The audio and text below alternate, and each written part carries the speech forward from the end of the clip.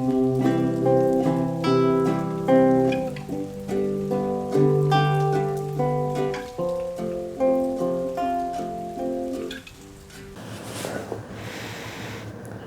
up, everybody? Lewis here with Higher Self Integration. How to deal with your family, your coworkers, your friends after you've had your awakening experience, your enlightenment experience, whether it was through psychedelics, through breath work, meditation, fasting, near-death experience. That's how it started for me. A lot of times people, after having an experience like this, go back into the world, obviously with a new set of eyes and awareness, depending on what their own specific awakening entailed. They are very unique from person to person, of course. There are a lot of core central themes, though.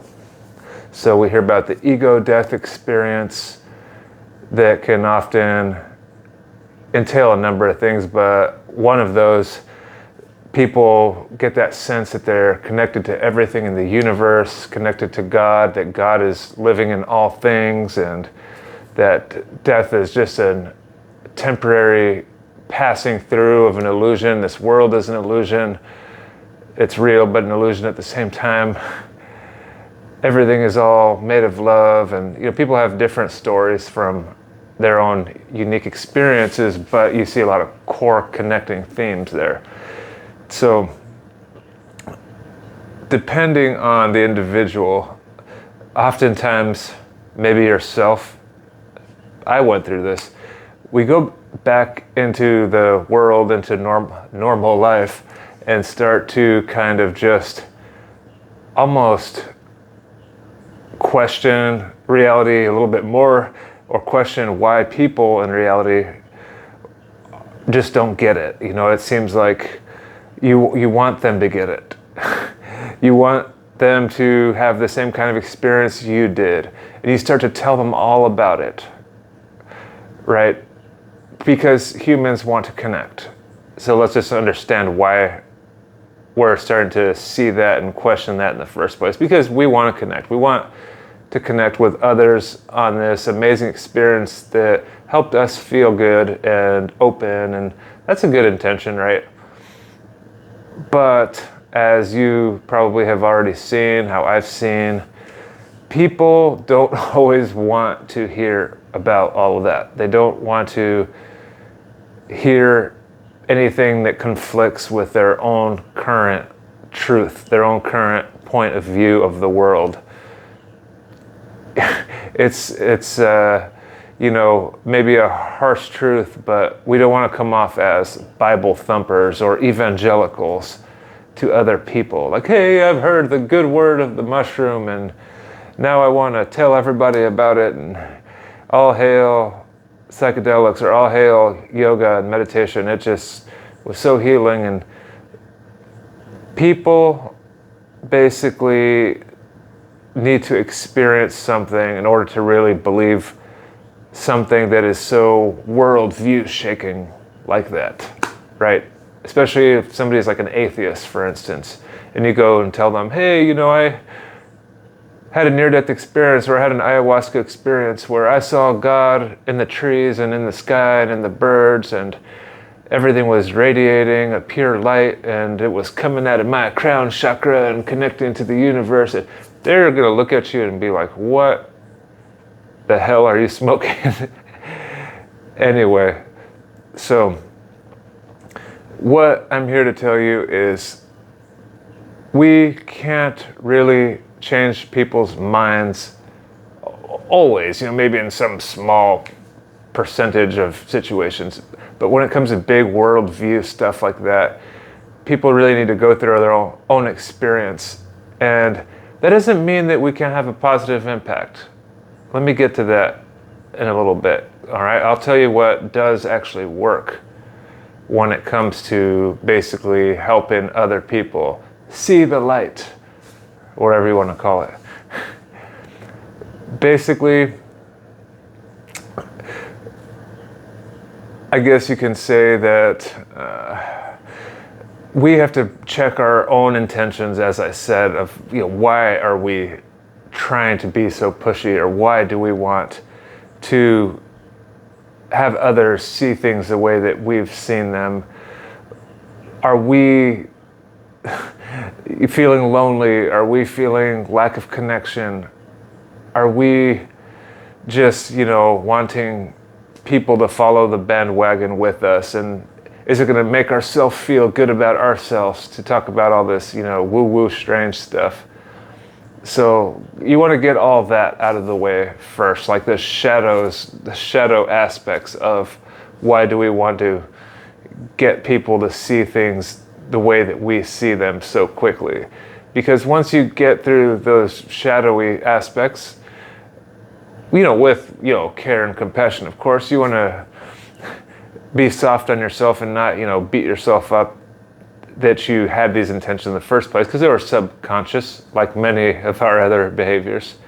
So once you see the intentions, you can kind of maybe already not feel the need to be so pushy with your views to other people. You're just like, okay, well, I like what I like and I see what I see. If people like that, then they can join me on my space unicorn and surf the cosmos. And if not, that's okay too. Now getting to the point of what can we actually do to possibly, create a ripple effect, a positive impact to others, is be the change you want to see. We've all heard that quote before. It's true. Don't talk about it, be about it. Be a beacon of truth and love and radiance and unity and oneness and compassion and all these other spiritual and psychedelic values. Be an example of that. Treat other people that way.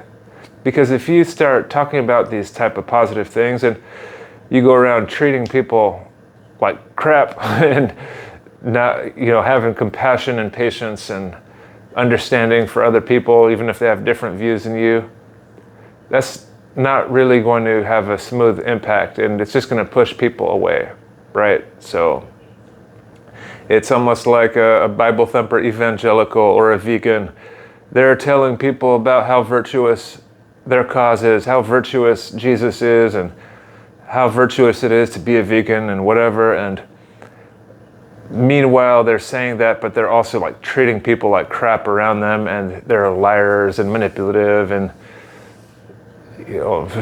cheaters, what have you. That puts a very negative impact on what your cause is all about. So instead of talking about it, try to keep the talk about it to a minimum and be that change.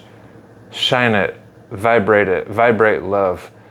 Be compassionate, be patient, be understanding. Be the change that you want to see. So one of my integration pillars is the unity versus separation pillar. You can apply that to this situation. So I've got a lot of different integration pillars. Long-term versus short-term, that's a pillar. Love versus fear. Unity versus separation. These things will kind of unify you with the truth again of these spiritual and psychedelic values. They will help you remember, okay, so if I'm using the pillar of unity versus separation, of oneness versus separation, you can kind of look at your challenges in life like these challenges of how we're relating to other people after our journeys. We can kind of see that, okay, well, oneness, unity, if I want to move towards that energy, then I want to treat other people how I want to be treated. I know that being pushy, when people are pushy to me, I don't really jive with that well. That doesn't work with me. I want to see people's integrity before I hear what they have to say. Talk is so cheap, like I said. So you want to treat others like you want to be treated. You want to build that bridge to unity. If you're looking at things to the eyes of separation so much, you're kind of, like I said, if your first shadow intentions are to, maybe talk about this stuff and push it on people, because you actually want to get something out of it. Like you want them to connect with you and you want to be seen and understood. That's more about you now. That's not so much about them. So that's, why early on checking that intention is important, because subconsciously people will go onto the separation side of that integration pillar. The unity and oneness side is more about showing love, vibrating love, being compassionate, being the change that you want to see, because you know that what you put out comes back right to you. You're operating more on that fifth dimensional higher consciousness of being. So, to wrap up quickly, to summarize, check your intentions when you're relating to your family, your friends. Why are you wanting them to see the way that you see things so much or understand things? Talk is cheap. Be the change you wish to see. Move towards the more oneness, treat others how you want to be treated mindset. Through that example, they will impact other people in their life, and so on. So, I know that also, to wrap things up here, you, after your awakening and enlightenment experience, whatever you want to call it, you might start to see that there's certain people in your environment and life that may not be a match for you energetically anymore. Or a job might not be, or an old friend. Maybe you just had a friend where you guys will go out drinking all the time and just talk about dumb stuff that doesn't really provide you any value. It's just kind of like a waste of time friendship. You might start to see that, wow, that's not really good for me or them. It doesn't mean I don't like that person. It's just our friendship is kind of empty. You might start to see those kind of things. You might start to see that you really need to communicate with people better. You may need to tell people how you feel a little bit more. Maybe you need to be around more like-minded people. Maybe you need to be around less people, and maybe you are just too extroverted and now it's time to come in a little bit, spend some time alone, spend some time in nature to learn about yourself. So relating to people is a little bit tricky and weird after your spiritual experiences. So I want to let you know that's not an easy process. I understand that. I'm saying all these things, and I know that's easier said than done. So I wish you patience and grace on this path of connecting with people. And I want to remind you that the change isn't just like a linear from start to finish. Oh, it just gets better and better and better, and it's smooth sailing after that. There will be peaks and valleys and bumps and challenges along your integration journey of spirituality throughout your whole life. It doesn't just stop. You just get better at dealing with challenges. You get stronger at dealing with challenges. You get stronger at communicating with others and relating with others. It's very challenging in the beginning, so I don't want to just brush it off as easy, but it is worthwhile. It is worth doing. Learning how to communicate with people of all walks of life and backgrounds with patience and grace and understanding is such an invaluable tool. It's such a valuable tool. It will go with you for the rest of your life and keep getting stronger and stronger. Take these challenges as something that's good for you. It's like lifting weights or doing strength training or yoga. It's a little uncomfortable, but when you see your progress at it 3 months down the line, 6 months down the line, a year, you're like, wow, I used to have such a hard time talking to my parents, and it used to bring up some feelings, but I just had this level of patience and grace with them and smoothness that there's just nothing that beats that. I don't get so upset at them anymore. My boss, I just understand that has a bad day. He got raised by some really harsh circumstances that I don't even understand, and it doesn't mean that you are going to take people's crap and being more compassionate and all that after your spiritual enlightenment. No, that means you need to communicate and have boundaries. It's just that you get more skilled at dealing with these kind of people. And you can also just, not have to deal with certain people if you don't want to, but of course you're not always just going to avoid uncomfortable conversations or uncomfortable people. You just get very skilled at, communicating directly to these type of people, having boundaries and just moving on. And it doesn't affect you so much internally anymore. You're not going to be bugged and upset by it for the rest of your day. You're just going to be like, whatever, I told them how I felt, I went on, and here I go about my day, and it didn't bug me. I forget all about it now.